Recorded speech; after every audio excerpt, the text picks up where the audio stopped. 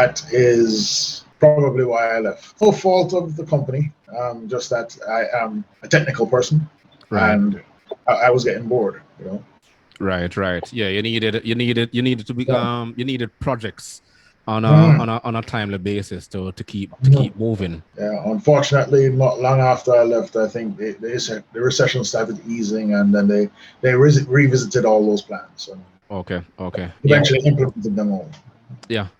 Some of those plans have been put in place because they now have sub dealers all over the island, and they have Mhm. different branches now. So maybe your template was actually put to good use. Well, as you know, with that brand, the templates come from way up. You do get an input Hmm. in it, but you can't say you're the originator of the ideas. Okay. Mhm. Okay. But I mean, some credit has to be given to the person who got the job done, Yeah, yeah, right? yeah. So that is why that's one of the purpose of this program, so we can honor Mhm. those who made a vast Mhm. contribution to the sector Mhm. itself, and we go unrewarded at times. But Yeah, that's another story, right? yeah. That's definitely another story.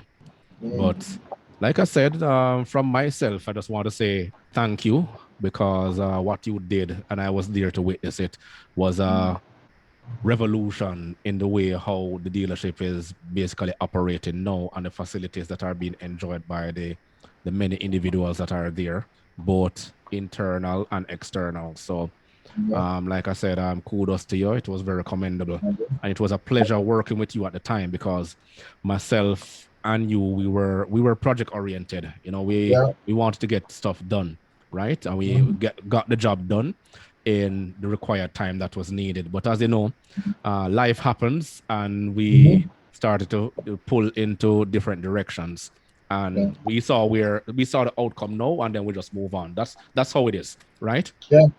It is Yeah. what it is. But Well, in sorry, go ahead.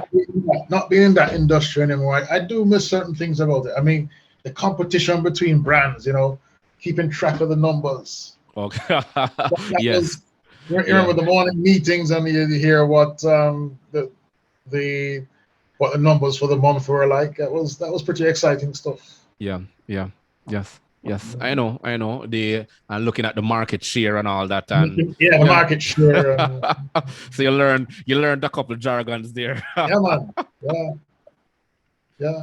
I mean, like when somebody that I know is buying a new car and all that, and they think that the dealership is making 25-30% on the vehicle. And I said, no, it's more like just between 10 and 15%, not no 25-30%. Right. And that 10 and 15% is just straight recoverables. That's all it Yeah. is. It's just to Mhm. recoup the administrative costs. That is Mhm. all. Because the Yeah. margins on cars like probably between 5 and 8%. Well, Mhm. I stand corrected these days because the numbers have been shrinking. So I don't know. Mhm. Right? You have to do like volumes to actually get something from a car. But Yeah. the persons on the outside looking in, they always Yeah. have, a perception of what goes on. Yeah. And when they visit the workshop for a service, and they said, "Oh, being ripped off, and they're making so much money off of me," and I said, "No, the workshop struggles. People just don't realize how tough it is all around. Yeah. And Yeah. Yeah. they think that it's a gold mine to have a dealership. Yes. But I'm glad that is why you're here, because even though you worked in a different capacity, and Mhm. that's another reason to have individuals like yourself who worked in different areas within the dealership to tell it from your side, right? Mhm. Because whatever you do impacts the overall performance of the dealership itself, right? Mhm.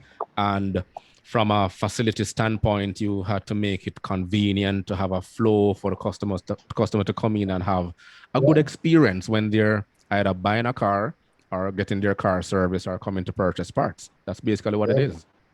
Yeah. And I mean, being in facilities as well, you you get to visit all the departments, and you build relationships, so you understand what's happening Yeah. in these departments. Yeah. Yeah.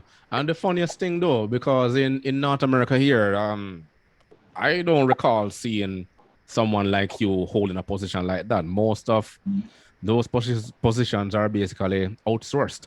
That's what it is. Uh-huh. Yeah. But in order to get certain projects done, you needed someone on the floor at all times to monitor, manage, and to see to it that the work is being done. Based on what you saw, if you have anything else you'd like to, comment on your experiences working with the dealership, feel free to in your closing Well, remarks. all I can say basically is that I enjoyed the experience for what Yeah. it's worth, you Uh-huh. know.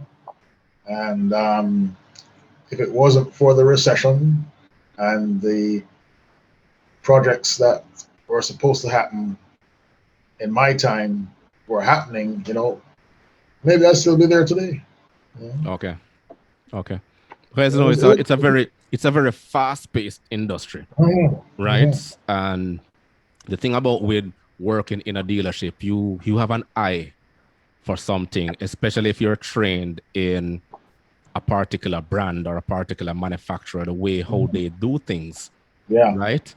Is the continuous improvement process at all times. You're looking to innovate, you're looking to challenge, you're looking to, work with a certain type of enthusiasm, if I can use that word, right? So yeah, it instills in you how best you go about getting the job done. But as you know, different personalities and how people look at life, how to look at certain things, it will actually be a challenge working with so many different attributes from individuals. And uh-huh, yeah, yeah. and Well, that's what you bring. I've always been a person that can, adapt and get along with people of different personalities because, I'm not a forceful person or anything. I will try to see your point of view, and if I need to change your opinion on something, if I don't agree with you, I'll gently do it. I won't forcefully bend someone Mm-hmm. to my point of view. Yeah, yeah. And even if it takes a while, I won't get stubborn. I'm not the sort of person that gets stubborn and arrogant and all of that. Okay. That is me. I don't know if that is a good thing Well, I or a bad. mean, every individual is different, Uh, and it has to do go at the end of the day. It's all about their interpersonal skills. So if you're a mm, people person, you're a people person. If you're not, you're mm, introverted. That's just it. That's your yeah, style. So yeah, you can't force someone who is an introvert to basically try to get yeah, out of their shell. You have to work with the advantages that they have, and you build on that skill. yeah. Yeah. Yeah.